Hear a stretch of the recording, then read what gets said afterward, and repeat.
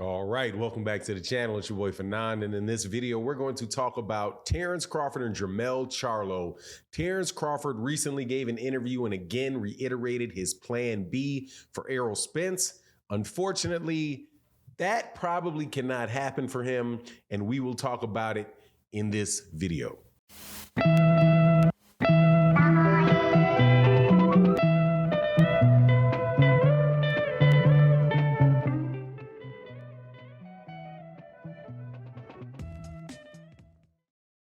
All right, welcome back to the channel. It's your boy Fanon, and in this video, we're going to be in the 154-pound division talking about one of the best fighters in the world, Jermell Iron Man Charlo, who is being targeted by Terence Crawford, who in a recent interview said that if he does not get that Errol Spence Jr. fight, he is immediately moving up to fight Jermell Charlo.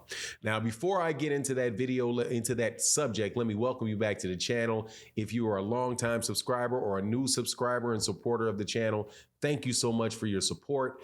There is a new way to support the channel. It's called Super Thanks. It's right down at the bottom. You see a little heart sign where if you feel like tipping your hat to the channel, would be greatly appreciated. Helps us towards keeping this channel going because, you know, ain't nothing in the world free. So appreciate your support if you can. If not, completely understandable. If you are new to the channel, please hit that like button, hit the subscribe button so you can be notified of when we release more videos. We have really good boxing conversations every day in the video format, but really in the live stream as well, which we do in the mornings when we talk about pretty much everything boxing that we don't get into in the video. So definitely subscribe and check us out. So let's get into this. All right, man. So I'm looking past the world of a fight that I want to see, Errol Spence Jr. and Terence Crawford. Not saying that it's not going to happen. Very well may happen.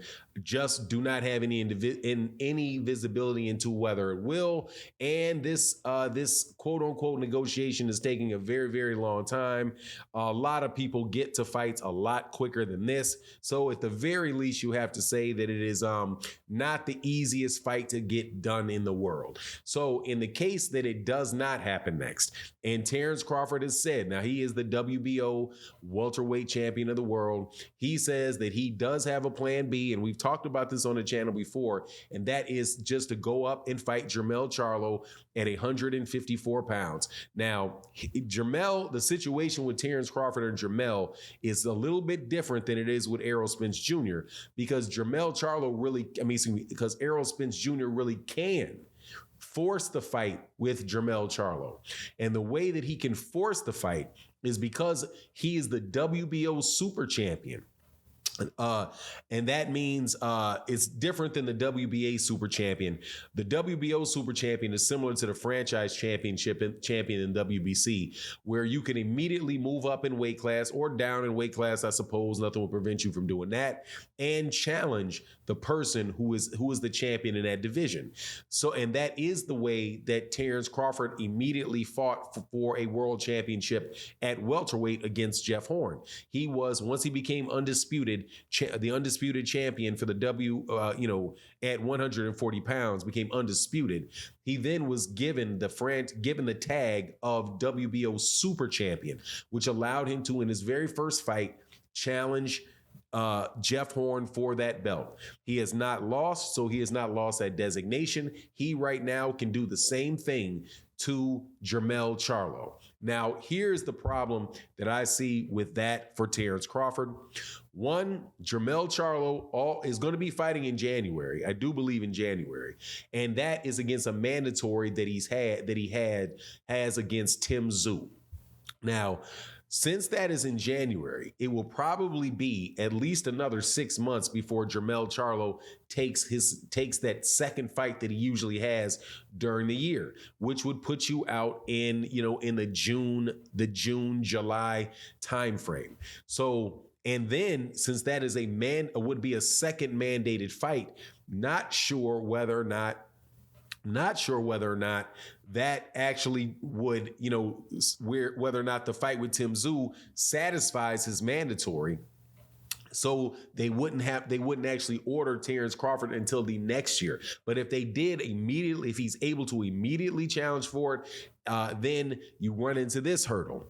You run into the hurdle of Terence Crawford has now been out of the ring for over a year and a half, right? Where Jermell Charlo has been active, beats Brian Castano. More than likely, he's going to beat Tim Tszyu. I know I don't want to look past Tim Tszyu completely. Tim Tszyu is a good fighter, right? But to me, looks a lot like kind of like a big, but yet a poor man's Brian Castano. Somebody that is coming forward, that is strong, right? That is looking to land big shots. But if you watch him fight Terrell Goshaw, you see that he also is very open to get hit.